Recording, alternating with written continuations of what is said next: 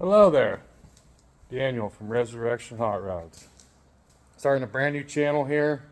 I'm going to, yes, I know that the camera is backwards because I don't have a stand and set up properly, and I'm a redneck. I don't necessarily have all the fancy YouTube GoPro-y type stuff, right?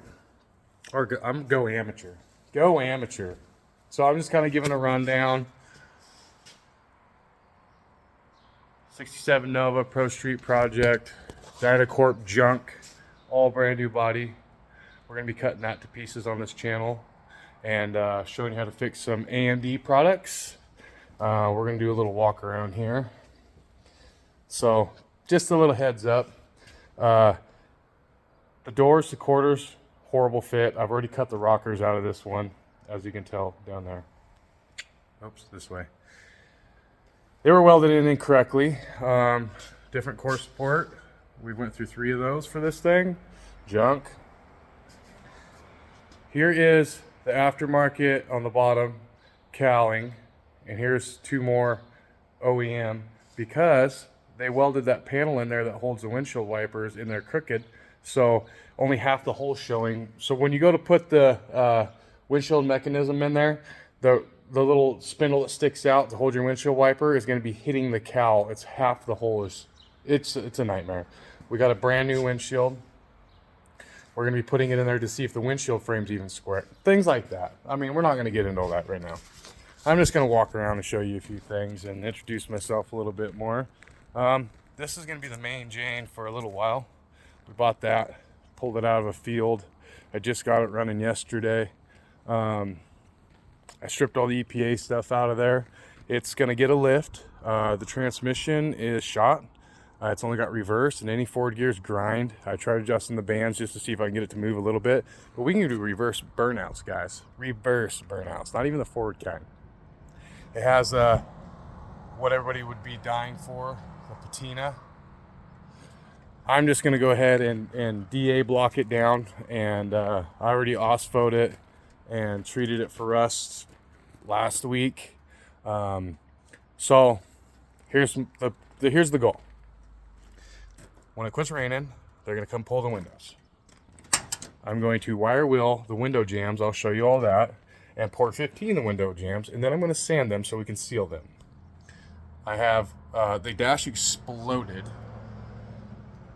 I should have been filming before because I had somebody had messed with the wiring. We all know how that goes. There's not a lot of like 80s style wiring and what got messed up and how these things are wired.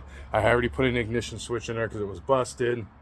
Escalated. I painted the dash stuff actually earlier today. I thought it was yesterday. It just escalated. Be walking you through fixing the rust above the window. That's the only spot it rusted clear through the truck. This thing is solid. Obviously, it's got your typical Ford surface rust on the frame, but there is no holes in the bed or nothing anywhere. Very, very good candidate. Very, very straight truck. I got one dent in the passenger door. I'll walk you through that. Anyways, windows come out. I'm going to treat the window jambs. We're going to sand them down. I'm going to pull the front fenders off, the hood off, the cowl off, the doors off. I'm going to DA sand down everything inside the door jambs and have those painted this darker, well, used to be darker gray color. Inside the jambs, have that all done. So we can strip the doors, jam in the doors, shut the doors, paint the outside when the hood and fenders get sandblasted, and the roof. And then we will put the gray in the middle, and then I cannot find these stripes. Everybody knows who dealt with these trucks. You cannot get these stripes anymore.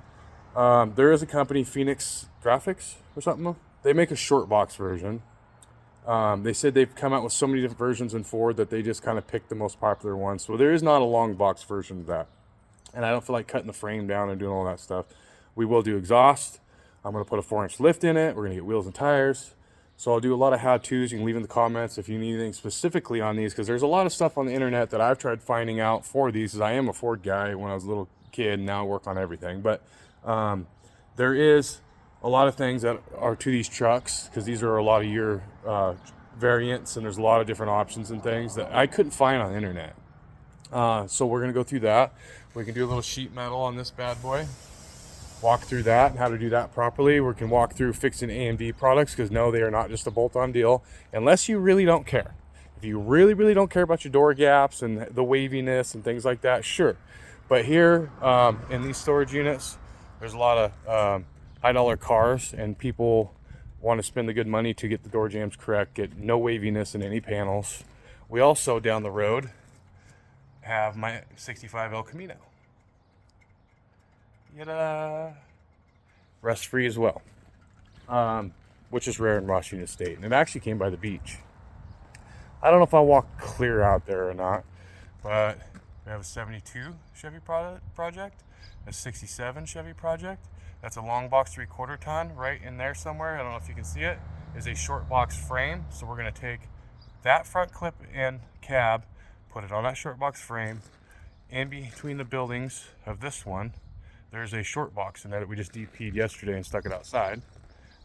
Make that a short box patina truck, paint the bed to match. There's a 78 Ford on 40s. We'll be putting a 460 in that and getting that together, and that'll be black and white. And then that engine and that 79 is going into that. And then I'm taking that cab and I'm getting it acid dipped, and I'm doing all the metal work in it. And the only thing that's good on that truck, we drove it on the trailer. The only thing really actually good is the rear end, the 2-wheel drive tranny, that motor, which is going in this one, and the right front fender.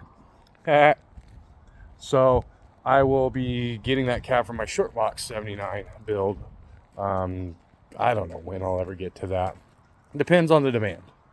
I can walk you through where to get parts for these things, hardware kits, stuff like that as I go. I'm going to get new door panels. Those are roached, and I'm going to paint them with the SEM paint that I did on the rest of the stuff, so it all matches.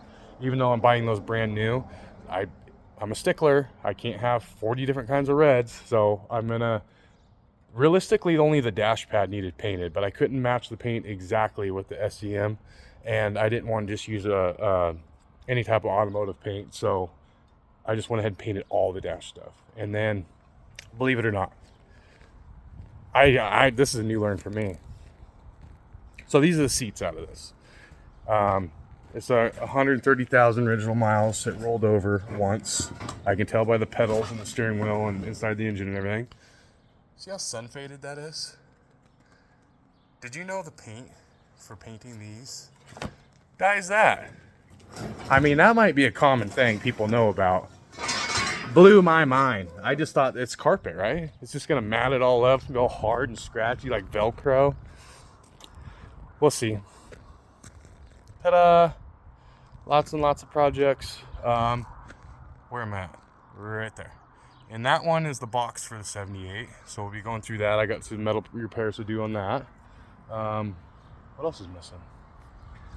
Oh, we got lots. So in between doing stuff for the shop, which is in here, this stuff, and the stuff out here for toys wise, we got projects for days. Yes, I'm going to be one of those other annoying fixer-upper, not know-it-all, but know-it-all, but don't know-it-all type people, wrenching on things. No, I'm not going to be in this for any type of money or anything. I just know that even working on stuff like this, because we're a collision shop, there's little trick tips and everything, because I don't know how to work on all this stuff. I went falling timber for 12 years. I came back and they have these new rigs that I never even heard of or knew about, and taking off a taillight or a door handle on something like this. There's might be a video on this one, but there's a lot of rigs that we work on that there's no videos, there's no information. You end up breaking something, it costs you $200-300. The boss gets mad, throws wrenches at you, whole ordeal, right? So I'm going to, the stuff that you can't find videos for, make videos for. So I'll have tech tips. I'm going to try to learn how to YouTube. I'm going to try to learn how to internet. And I'm going to try to split them up into channels. So like collision, taking this door handle off. Collision, taking the steering column out. Collision, taking this radiator, core support, blah, blah. Welding a new core support, stretching frames, all that stuff separate. We'll have shop hot rod projects, as I am the sheet metal and body guy here for that.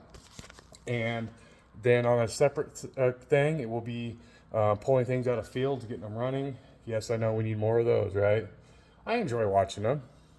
And then have our projects. God's good.